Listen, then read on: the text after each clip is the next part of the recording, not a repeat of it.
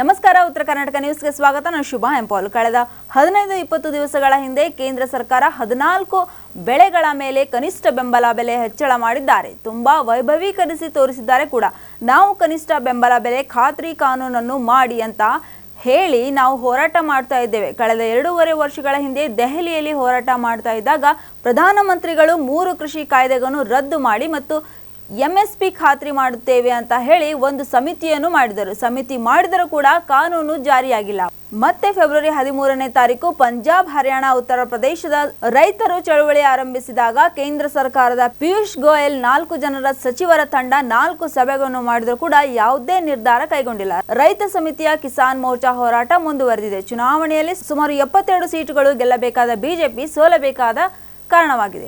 ದೇಶದ ರೈತರಿಗೆ ಸ್ವಾಮಿನಾಥನ್ ಆಯೋಗದ ವರದಿ ಪ್ರಕಾರ ಕನಿಷ್ಠ ಬೆಂಬಲ ಬೆಲೆ ನಿಗದಿಯಾಗಬೇಕು. ಖಾತ್ರಿಯಾದಂತಹ ಕಾನೂನು ಜಾರಿಗೆ ಬರಬೇಕು. ಕೇವಲ ಬೆಂಬಲ ಬೆಲೆ ನಿಗದಿ ಮಾಡಿ ರೈತರ ಕಣ್ಣಿಗೆ ಮಣ್ಣೆರಚುವ ಕೆಲಸ ಮಾಡಬೇಡಿ. ಬೆಲೆ ಕಡಿಮೆ ಆದಾಗ ಸರ್ಕಾರವೇ ಅದನ್ನು ಖರೀದಿಸಬೇಕು ಅಂತ ಹೇಳಿದ್ದಾರೆ. 22ನೇ ತಾರೀಕು ದೆಹಲಿಯಲ್ಲಿ ಸಂಸತ್ ಅಧಿವೇಶನ ಆರಂಭವಾಗುತ್ತೆ. ಅದರ ಪ್ರಗತಿಯನ್ನು ನೋಡಿ ಮುಂದಿನ ಹೋರಾಟ ತೀವ್ರಗೊಳಿಸುತ್ತೇವೆ. 22ನೇ ತಾರೀಕು ಎಲ್ಲ ರೈತ ಸಂಘಟನೆಗಳು ಮುಖಂಡರು ಸಮಾವೇಶವನ್ನು ದೆಹಲಿಯಲ್ಲಿ ಮಾಡ್ತಾ ಇದ್ದೇವೆ. ಕರ್ನಾಟಕದಲ್ಲಿ 78 ಸಕ್ಕರೆ ಕಾರ್ಖಾನೆಗಳಿವೆ. ಕಳೆದ ವರ್ಷ 5,80,00,000 ಕೊಡಬೇಕಾಗಿದೆ. 400ರಿಂದ 500 ಕೋಟಿಯಷ್ಟು ಹಣವನ್ನು ರೈತರಿಗೆ ಬಾಕಿ ಕೊಡಬೇಕಾಗಿದೆ. ಬೀದರ್ ಜಿಲ್ಲೆಯಲ್ಲಿ 2 ಕಾರ್ಖಾನೆಗಳಿಗೆ 8 ತಿಂಗಳಿಂದ ಹಣ ಕೊಟ್ಟಿಲ್ಲ. ಜಿಲ್ಲಾಧಿಕಾರಿಗಳಿಗೆ ರಾಜ್ಯ ಸರ್ಕಾರ ನೋಟಿಸ್ ಕೂಡ ಕೊಟ್ಟಿದೆ. ರಾಜ್ಯ ರೈತ ಸಂಘಟನೆ ಒಕ್ಕೂಟ ದಕ್ಷಿಣ ಭಾರತ ಸಂಚಾಲಕ ಕುರುಬ ಶಾಂತಕುಮಾರ್ ಅವರು ಹೇಳಿದ್ದಾರೆ. ರಾಜ್ಯ ರೈತ ಸಂಘಟನೆಗಳ ಒಕ್ಕೂಟ ಹಾಗೂ ದೆಹಲಿಯಲ್ಲಿ ಹೋರಾಟ ಮಾಡ್ತಾ ಇರತಕ್ಕಂಥ ಸಂಯುಕ್ತ ಕಿಸಾನ್ ಮೋರ್ಚಾ ರಾಜಕೀಯೇತರ ಸಂಘಟನೆಯ ದಕ್ಷಿಣ ಭಾರತ ಸಂಚಾಲಕ 15-20 ದಿವಸಗಳ ಹಿಂದೆ ಕೇಂದ್ರ ಸರ್ಕಾರ 14 ಬೆಳೆಗಳಿಗೆ ಕನಿಷ್ಠ ಬೆಂಬಲ ಬೆಲೆಯನ್ನು ಹೆಚ್ಚಳ ಮಾಡಿದ್ದಾರೆ.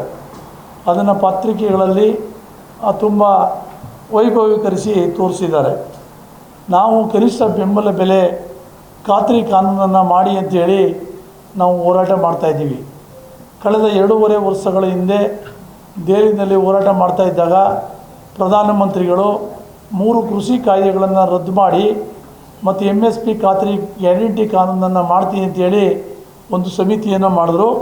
ಸಮಿತಿಯನ್ನು ಮಾಡಿದ್ರೂ ಕೂಡ ಇವತ್ತಿನ ತನಕ ಅದನ್ನು ಜಾರಿ ಮಾಡಿರಲಿಲ್ಲ ಅಂಥೇಳಿ ನಾವು ಫೆಬ್ರವರಿ 13ನೇ ತಾರೀಕು ಪಂಜಾಬ್, ಹರಿಯಾಣ, ಉತ್ತರ ಪ್ರದೇಶದ ರೈತರೆಲ್ಲ ಲಕ್ಷಾಂತರ ಸಂಖ್ಯೆಯಲ್ಲಿ ಚಳುವಳಿ ಆರಂಭ ಮಾಡಿದಾಗ ಕೇಂದ್ರ ಸರ್ಕಾರದ ಪಿಯೂಷ್ ಗೋಯಲ್ ನೇತೃತ್ವದ 4 ಜನರ ಸಚಿವರ ತಂಡ 4 ಸಭೆಗಳನ್ನು ಮಾಡಿತು.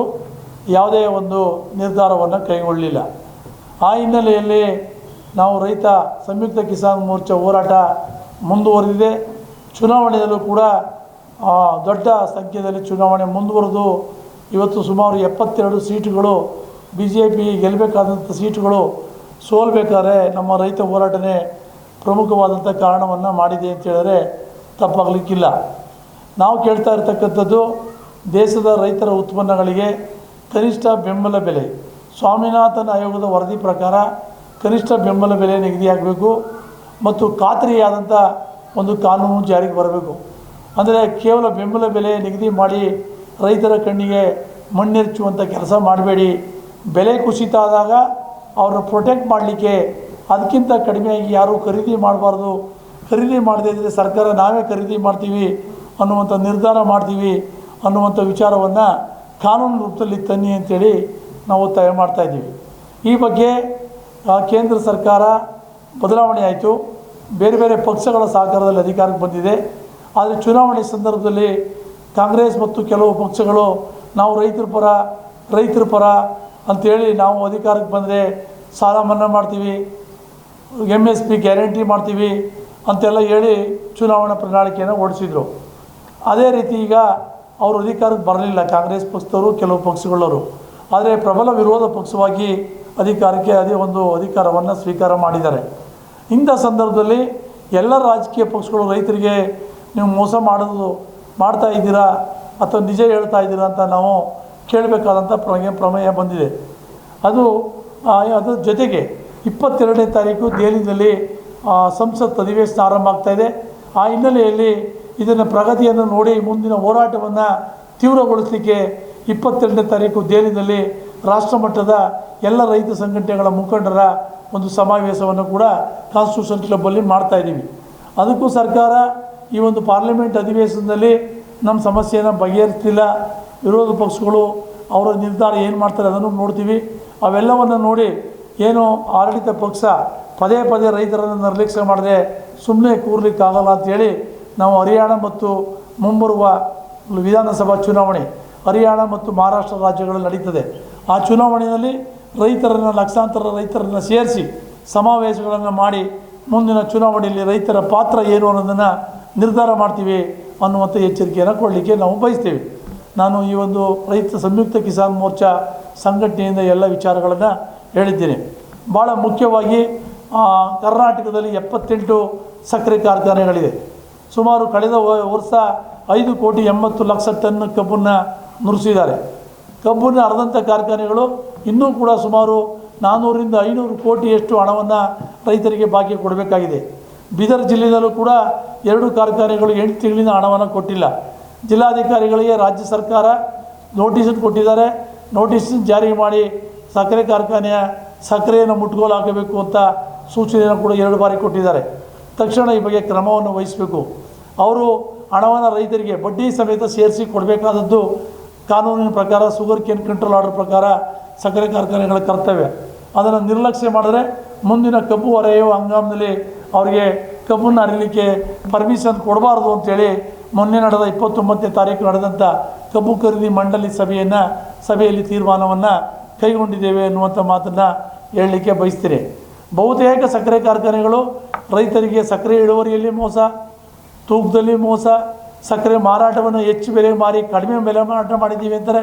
ಇದೆಲ್ಲವನ್ನು ಮಾಡಿ ಉಪ ಉತ್ಪನ್ನಗಳಲ್ಲಿ ಲಾಭವೇ ಬರ್ತಾ ಇಲ್ಲ ಅನ್ನುವಂಥ ಒಂದು ರೈತರಿಗೆ ತಪ್ಪು ಸಂದೇಶವನ್ನು ಕೊಡಲಿಕ್ಕೆ ಎಲ್ಲ ಸಕ್ಕರೆ ಕಾರ್ಖಾನೆಗಳು, ಬಹುತೇಕ ಕಾರ್ಖಾನೆಗಳು ವ್ಯವಸ್ಥಿತ ಮೋಸವನ್ನು ಮಾಡ್ತಾಯಿದ್ದಾರೆ. ನೋಡಿ, ಕಳೆದ ವರ್ಷ ಕಬ್ಬು ಕಡಿಮೆ ಇದ್ದಂಥ ಕಾರಣದಿಂದ ಕೆಲವೊಂದು ಭಾಗದಲ್ಲಿ ಸಕ್ಕರೆ ಕಾರ್ಖಾನೆಗಳು ಟನ್ಗೆ 3,000 ರೂಪಾಯಿ ಕಟಿಂಗ್ ಟ್ರಾನ್ಸ್ಪೋರ್ಟೇಷನ್ ಹೊರತುಪಡಿಸಿ ಕೊಟ್ಟಿದ್ದಾರೆ. ಕೆಲವು ಕಾರ್ಖಾನೆಗಳು 2,900 ಕೊಟ್ಟಿದ್ದಾರೆ.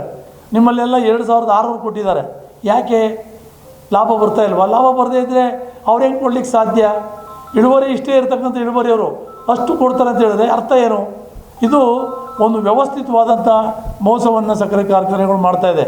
ಈ ವರ್ಷ ಕಳೆದ ವರ್ಷಕ್ಕಿಂತ ಬರಗಾಲ ಇರೋದ್ರಿಂದ, ಮಳೆ ನೀರು ಕಡಿಮೆ ಆಗಿರೋದ್ರಿಂದ ಸುಮಾರು 30% ಕಬ್ಬು ಕಡಿಮೆ ಆಗಿದೆ.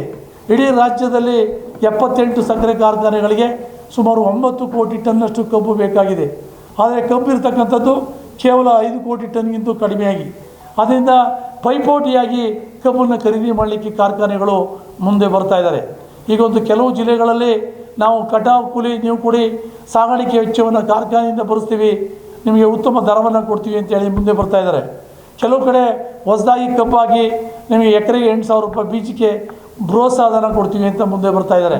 ಇದೆಲ್ಲವನ್ನು ಅರ್ಥ ಮಾಡಿಕೊಂಡು ರೈತರು ತಮ್ಮ ಕಬ್ಬನ್ನು ಕಡಿದು ಮಾರಾಟ ಮಾಡುವಾಗ ಯಾವುದೇ ಸಕ್ಕರೆ ಕಾರ್ಖಾನೆಗಳು ಹೆಚ್ಚು ಬೆಲೆಯನ್ನು ಯಾರು ಕೊಡ್ತಾರೆ ಮತ್ತು ಹೆಚ್ಚು ಬೇಗ ಹಣವನ್ನು ಯಾರು ಕೊಡ್ತಾರೆ ಮತ್ತು ಯಾರು ಅಂಥವರಿಗೆ ಕಬ್ಬನ್ನು ಪೈಪೋಟಿಯಿಂದ ನೋಡಿ ಸರಬರಾಜು ಮಾಡುವಂಥ ಕೆಲಸವನ್ನು ಕಬ್ಬು ಬೆಳೆಗಾರ ರೈತರು ಮಾಡಬೇಕಾಗ್ತದೆ. ಯಾವುದೇ ಸಕ್ಕರೆ ಕಾರ್ಖಾನೆ ಕಳೆದ ವರ್ಷದ ಬಾಕಿ ಕೊಡದೇ ಇದ್ದರೆ ಆ ಕಾರ್ಖಾನೆಗೆ ಯಾರೂ ಕೂಡ ಕಬ್ಬನ್ನು ಸರಬರಾಜು ಮಾಡಬಾರ್ದು. ಈಗ ಕಬ್ಬು ಬೆಳೆಗಾರರಿಗೆ ಒಂದು ಒಳ್ಳೆಯ ಅವಕಾಶ. ಕರ್ನಾಟಕದಲ್ಲಿ ಇಡೀ ದೇಶದಲ್ಲಿ ಕಬ್ಬು ಕಡಿಮೆ ಆಗಿರ್ತಕ್ಕಂಥ ಕಾರಣದಿಂದ ಸಕ್ಕರೆ ಕಾರ್ಖಾನೆಗಳು ತುಂಬ ಆತಂಕ ಪಡ್ತಾ ಇದ್ದಾರೆ. ಇವತ್ತಿನ ಸಂದರ್ಭವನ್ನು ರೈತರು, ಕಬ್ಬು ಬೆಳೆಗಾರರು ಸಮರ್ಪಕವಾಗಿ ಬಳಸ್ಕೋಬೇಕು ಅಂತಕ್ಕಂಥ ಮಾತನ್ನು ನಾನು ಕಬ್ಬು ಬೆಳೆಗಾರರ ಸಂಘದ ಅಧ್ಯಕ್ಷನಾಗಿ ರೈತರಿಗೆ ಕರೆಯನ್ನು ಕೊಡಲಿಕ್ಕೆ ಬಯಸ್ತೇನೆ. ಕೇಂದ್ರ ಸರ್ಕಾರಕ್ಕೂ ಕೂಡ ಒತ್ತಾಯವನ್ನು ಮಾಡ್ತಾ ಇದ್ದೀವಿ. ಕಬ್ಬಿನ FRP ದರವನ್ನು ರೈತರ ಹೊಲದಲ್ಲಿನ ದರ ಅಂತೇಳಿ ನಿಗದಿ ಮಾಡಬೇಕು ಅನ್ನುವಂಥ ಒತ್ತಾಯವನ್ನು ನಾವು ಮಾಡ್ತಾ ಇದ್ದೀವಿ. ಭಾಳ ಮುಖ್ಯವಾಗಿ ಈ ಜಿಲ್ಲೆಯವರೇ ಆದಂಥ ಈಶ್ವರ್ ಖಂಡ್ರೆಯವರು ಅರಣ್ಯ ಸಚಿವರಿದ್ದಾರೆ. ನಾನು ಹಲವಾರು ಜಿಲ್ಲೆಗಳ ಪ್ರವಾಸವನ್ನು ಮಾಡಿ ಬಂದಿದ್ದೀನಿ. ತುಂಬ ಕಡೆ ಅರಣ್ಯದ ಅಂಚಿನಲ್ಲಿ ಮತ್ತು ಕಾಡು ಪ್ರಾಣಿಗಳ ಅವಳಿ ತುಂಬ ಮಿತಿಮೀರಿದೆ. ಹಳ್ಳಿಗಳಲ್ಲಿ ಬೆಳೆದಂಥ ಬೆಳೆಗಳನ್ನು ಪ್ರಾಣಿಗಳು ನಾಶ ಮಾಡ್ತಾಯಿದೆ. ಮೊದಲು ಬರೀ ಆನೆಗಳ ಅವಳಿ ಆಯಿತು, ಈಗ ಚಿರತೆಗಳ ಅವಳಿ, ಹಂದಿಗಳ ಅವಳಿ, ಜಿಂಕೆಗಳ ಅವಳಿ, ಈ ರೀತಿ ಎಲ್ಲ ಪ್ರಾಣಿಗಳು ರೈತನ ಬೆಳೆಯನ್ನು ಹಾಳು ಮಾಡುವಂಥ ಕೆಲಸವನ್ನು ಮಾಡ್ತಾಯಿದೆ. ಭಾಳಷ್ಟು ರೈತರ ಪ್ರಾಣ ಹಾನಿ ಆಗ್ತಾಯಿದೆ. ಸರ್ಕಾರ ಕೇವಲ ಪರಿಹಾರ ಕೊಟ್ಟರೆ ಮಾನವನ ಮಾನವನ ದೇಹ ಆದರೆ ಸತ್ತೋದ್ರೆ ಅದಕ್ಕೆ ಪರಿಹಾರ ಕೊಟ್ಟರೆ ಸಾಧ್ಯತೆ ಆಗಲ್ಲ, ಒಳ್ಳೆಯದಾಗೋದಿಲ್ಲ. ಆದ್ದರಿಂದ ಅರಣ್ಯ ಸಚಿವರು ತಕ್ಷಣವೇ ರಾಜ್ಯ ಮಟ್ಟದಲ್ಲಿ ಕಾಡಂಚಿನ ಪ್ರದೇಶದ ಜನರ ಸಮಸ್ಯೆಗಳನ್ನು ಪರಿಹಾರ ಮಾಡಲಿಕ್ಕೆ ಬೇಕಾದಂಥ ಕಾರ್ಯತಂತ್ರಗಳನ್ನು, ಸಮಸ್ಯೆಗಳನ್ನು ಅರ್ಥ ಮಾಡ್ಕೊಳ್ಳಿಕ್ಕೆ ಬೇಕಾದಂಥ ವ್ಯವಸ್ಥೆಯನ್ನು ಕಲ್ಪನೆ ಮಾಡಲಿಕ್ಕೆ ತುರ್ತಾಗಿ ರಾಜ್ಯ ಮಟ್ಟದಲ್ಲಿ ಅರಣ್ಯ ಅಧಿಕಾರಿಗಳು ಮತ್ತು ರೈತ ಮುಖಂಡರ ಸಭೆಯನ್ನು ಕರೆದು ಯಾವ್ಯಾವ ಸಮಸ್ಯೆಗಳಿದೆ, ಏನು ಪರಿಹಾರ ಮಾಡ್ಬೋದು, ಸರ್ಕಾರದಲ್ಲಿ ಇದಕ್ಕೆ ಬೇಕಾದಂಥ ಕಾರ್ಯಕ್ರಮಗಳು ಏನು ಮಾಡಿದ್ದೀರಿ, ಮುಂದಿನ ದಿನಗಳಲ್ಲಿ ಯಾವ ರೀತಿ ಇದನ್ನು ಸಮಸ್ಯೆಯನ್ನು ಬಗೆಹರಿಸ್ಬೋದು ಅನ್ನುವಂಥ ದಿಕ್ಕಿನಲ್ಲಿ ಚರ್ಚೆಯನ್ನು ಮಾಡಬೇಕು.